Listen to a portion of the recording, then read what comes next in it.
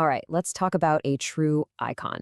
You've got singers, you've got legends, and then you have Lata Mangeshkar. Today, we're going to explore the story of a voice that did so much more than just sing songs. It literally defined a nation for over 7 decades.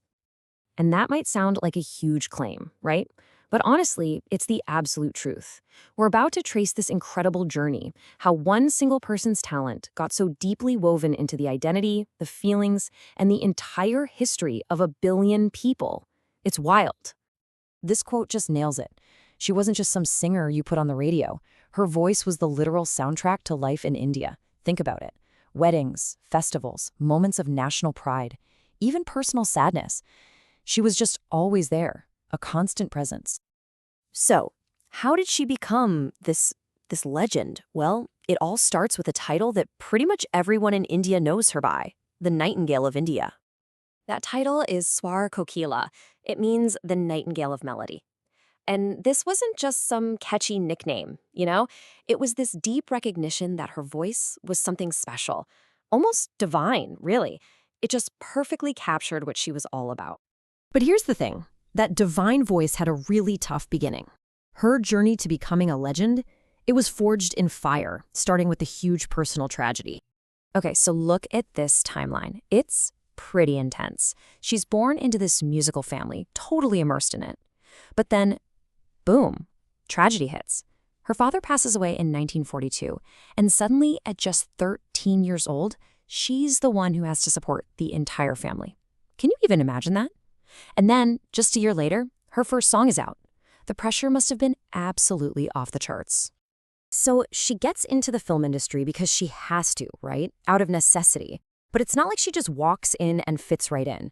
Actually, it's the opposite. She gets rejected right away, and that forces her to find a whole new way forward. And here was the roadblock. The sound back in the 1940s, it was all about these heavy, kind of nasal voices. That was the standard. And then Lakrita shows up, and her voice is the complete opposite. It's crystal clear, it's full of emotion, it's so disciplined. And what did producers say? They told her it was too thin. Her greatest gift was actually seen as a flaw at first. And then this song dropped, Aayega Aana Wala.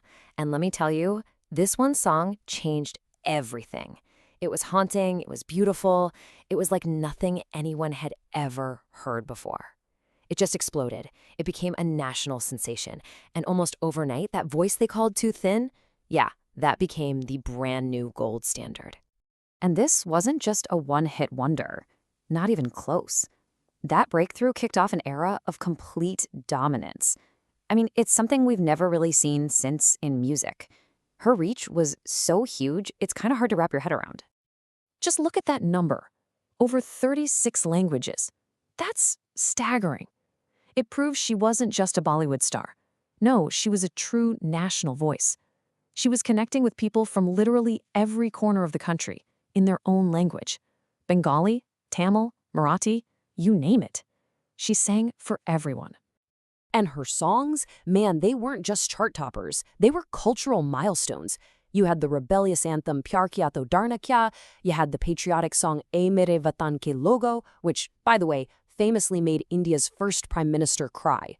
From the classic romance of Lag Ja Gale all the way to the modern feel of Luka Chupi, her voice was there, telling the story of the nation's emotions. This just shows you her unique power in movies. For like 50 years, if you were a famous actress, odds are Lata Mangeshkar was your singing voice on screen. She had this crazy ability to change her voice to match the personality of every single star. She became this one common thread linking generations and generations of heroines. So how do you even start to wrap up a legacy like that? I mean, we can look at all the awards and honors, but her impact was so much bigger than that. And don't get me wrong, the awards were huge. She got basically every major award you could get, ending with the Bharat Ratna in 2001. That's India's highest civilian honor. That's the government officially saying, you are a national treasurer, a jewel of India. But maybe the most incredible thing about her was just her character. In an industry that's all about fame and ego, she was famous for being humble, for being simple and graceful.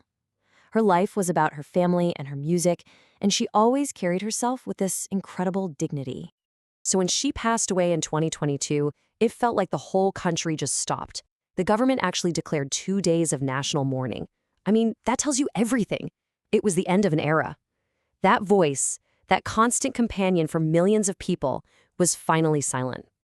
Which brings us back to that big question, right? How does one voice become the soundtrack for an entire nation? It wasn't just because she was technically perfect or because she sang thousands of songs. It was about connection.